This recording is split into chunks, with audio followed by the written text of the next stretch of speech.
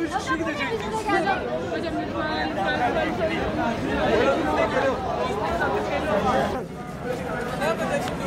Gel.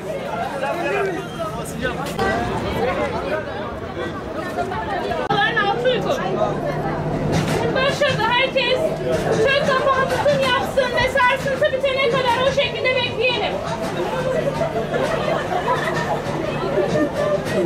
Yapmayacaksın.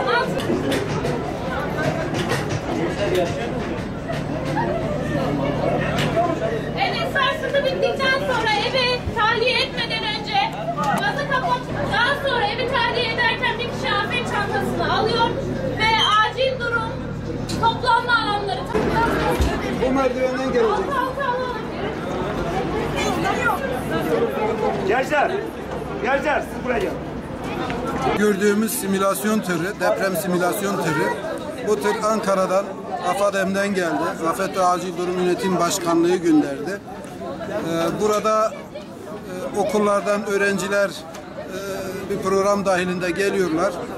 Biz bunlara afet öncesinde, deprem öncesinde yapması gereken hazırlıkları anlatıyoruz. Ondan sonra içeride suni bir deprem meydana getiriyoruz. 7.4 şiddetinde, 6.1 şiddetinde farklı deprem şeylerimiz var. Bu esnada deprem sırasında doğru davranış şekilleri nelerdir? Bunları uygulamalı olarak öğretiyoruz.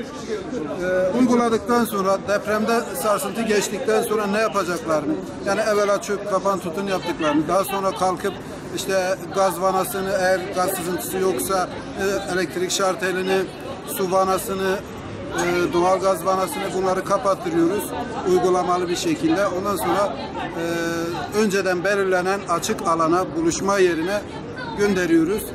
Böylece deprem olduğu zaman ne yapacaklarını arkadaşlar önceden uygulamalı olarak öğrenmiş oluyorlar. Bu 18-22 Mart tarihleri arasında burada, yani dün başladı, Cuma gününe kadar tırımız burada. Her gün halktan gelenler, kurumlardan gelenler, öğrenciler, kim gelirse gelsin gerekli bilgileri verdikten sonra uygulamalı olarak suni bir depremle tatbikatını yapıyoruz.